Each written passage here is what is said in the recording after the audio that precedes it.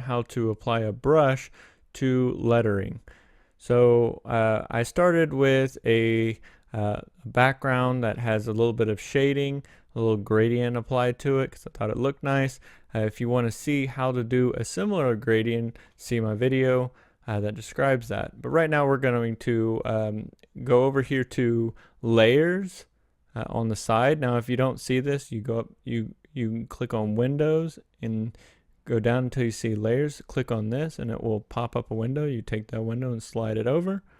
So we're going to click on the layers, and we're going to that little eye, when you click on it, it makes it disappear. It's still present, you just can't see it.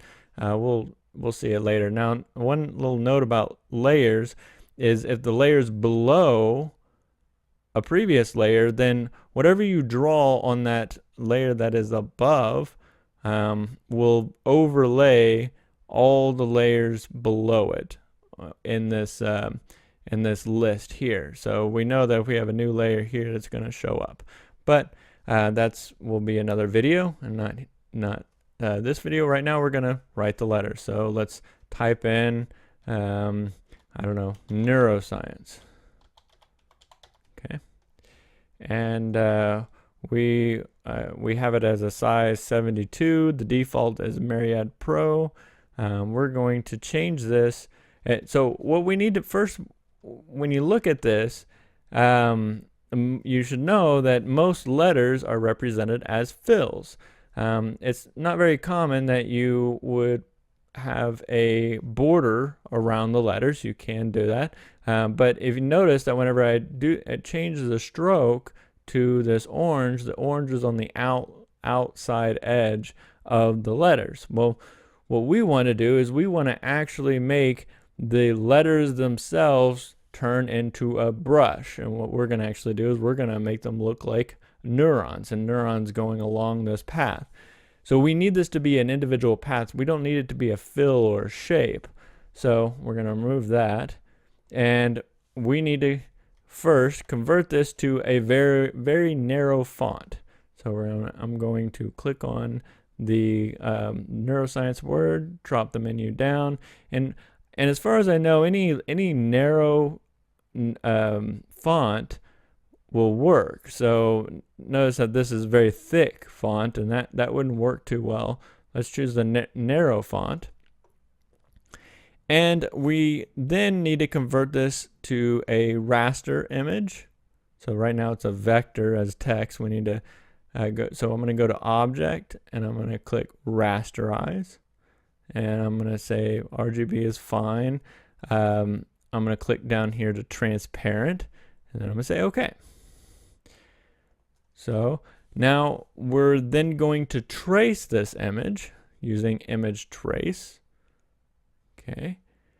And it looks pretty good, except they're not paths. What they are they are fills. And I know that because when I click on this little menu button here, there's trace options. I go down here, and it replaced everything with fills. So it basically redrew those letters themselves as fills, which is what they were originally represented as anyways. We don't want that. We want them as strokes, and we want to remove the fills. So notice when I do that, it disappears. And the reason why is because the maximum stroke width, in other words, the number of pixels wide that can be represented as a stroke is 10 pixels. And this is many pixels wide. So we need to increase this. And I'm going to type in, let's try 20. And see, it partially reconstructs it. We need more. So let's try 30. And we just keep on increasing this until we see that it looks good, and it does.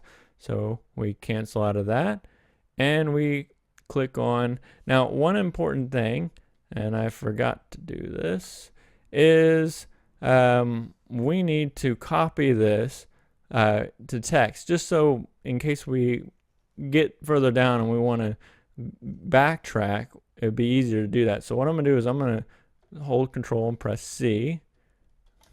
So I'm going to, actually I'm not going to do that. I have it in my clipboard, And so I hold Control press C, and then I'm going to Control V all the way back to the original letters. Say, okay, that's great. Because I want to keep this letters over here.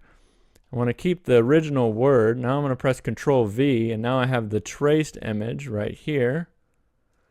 Okay, so I want to keep track of that just in case later on down the road I want to redo what I just did.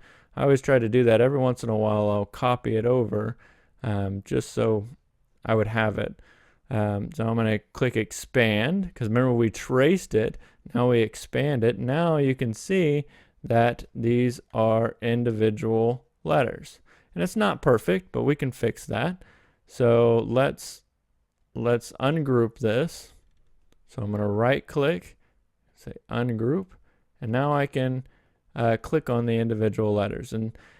And what I want to do is I want to smoothen things out. So you can click on the object, then go over here to the menu, and where you see a pencil, click and hold your left mouse button and click on the smooth tool. And we're going to correct that. And you have to previously click on the object and then press the smooth tool. Okay. We're going to click on this.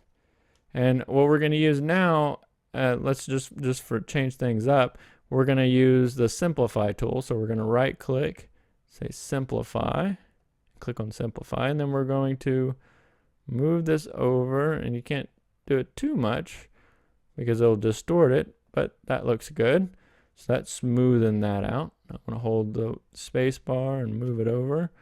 And I'm going to click on here. Oh, so this is nice. I can just delete that one little section. And then I actually want to bring this down to make this look more like a C. Okay, bring this up. Make this look more like a C. Hopefully this little notch is there. Nope, that's not a notch. Okay, so I'm going to smoothen that out. Okay. All right, let's work another way. Click on this. Click on the anchor itself. So we'll click on the direct selection tool, click on the anchor, and then use this remove anchor button. And we can highlight all of these and then center. Oh. Maybe highlight these and say center. Okay, and then highlight these and say center. That works.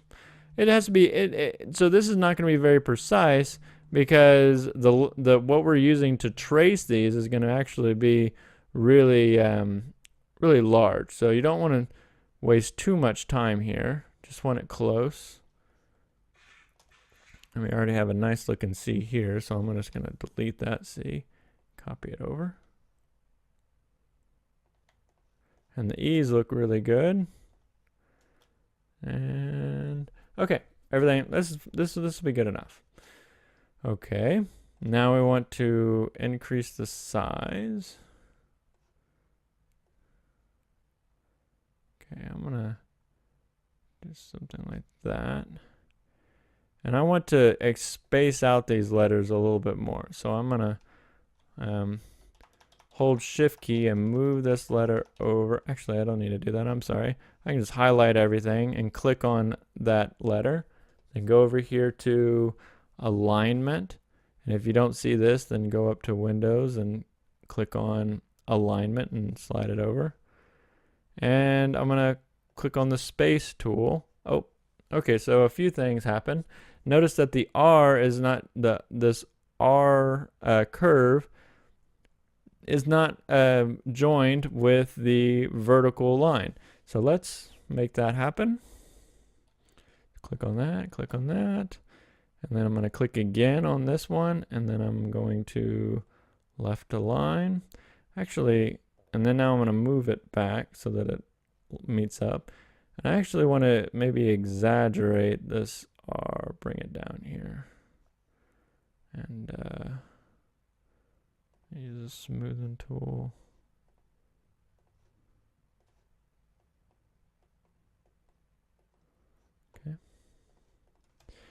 And then we want to combine these. This time I'm just going to move it over with my mouse. And I'm going to highlight both of them and group them. I'll group these as well. Come over here. Group these. Okay. Now I'm going to highlight everything again and then click on the N.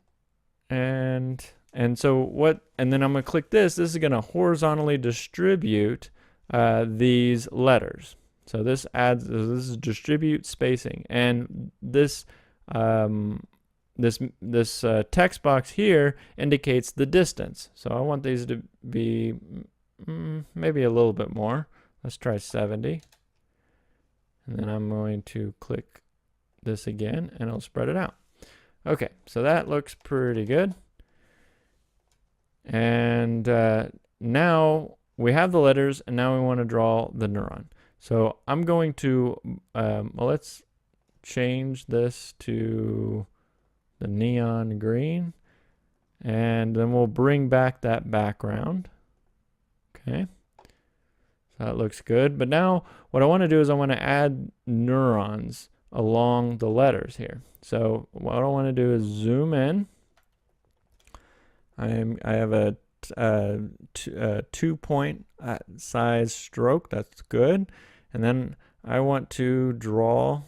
First, I'm going to start with the cell body. Maybe we'll make it a little bit oblong or elliptical like that. And let's switch the fill.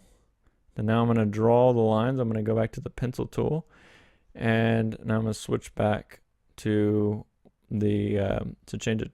Oh, well, first let's switch back to fill. And then I'm going to click away.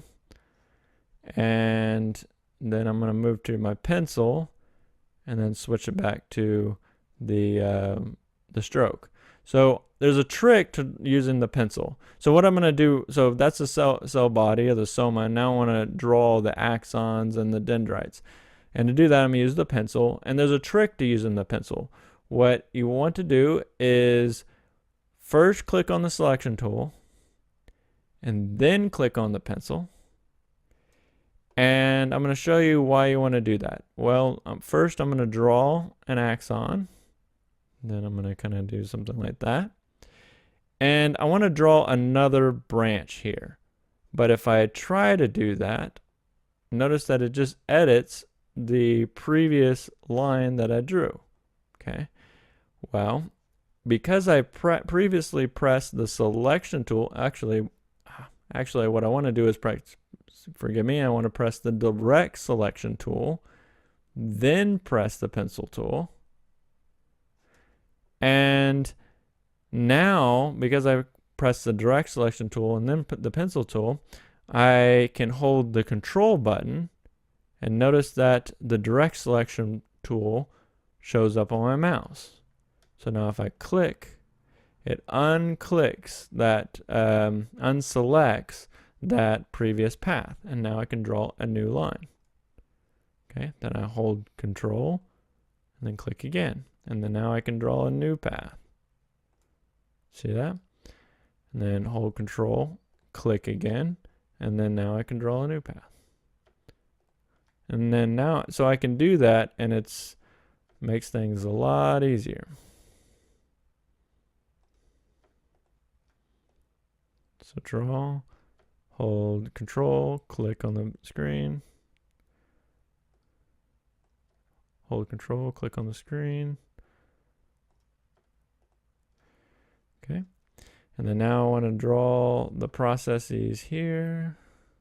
And now if they're really far away, you don't have to worry about it because it won't think that you are trying to draw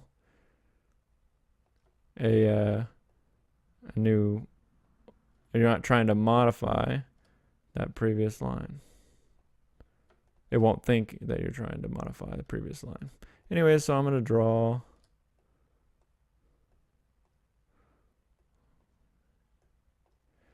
be as detailed as you want.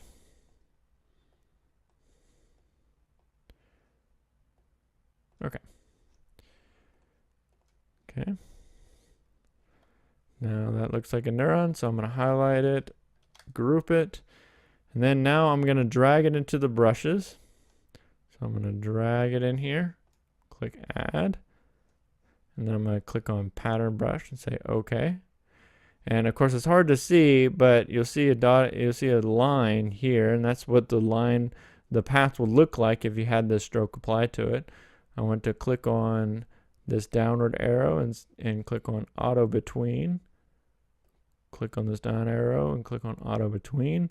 And I just like that setting for most brushes. So say OK. All right, now we'll move this out of the way. Then highlight the letters that we have and click on the letters. Oh, what's going on here? So it looks like we have some pathways that need to be fixed. So first, maybe we can just try to click on it. And right click and say simplify. And then we'll try to reduce it down here. And so notice that repaired that mistake. So that's kind of good that you saw that, so we can see how to repair it. And the same thing, so this is E, so that works. It's supposed to be that way. Okay, and it looks pretty good. We can modify this. You know, maybe these neurons are a little too large and it's difficult to see the word under it. So we can just click on that, double click on that, the brush, and kind of move this window so you can see the lettering, and you can be sure that the preview is checked so that you can see what you're doing. And then we're going to lower the size. So I think and what it does is it shrinks the size of these individual units relative to the original thing that you drew. So this is going to be smaller than that by 26%. So we're going to say OK, apply to strokes, and there we go. So that's how you apply a brush, a custom brush, to the letters.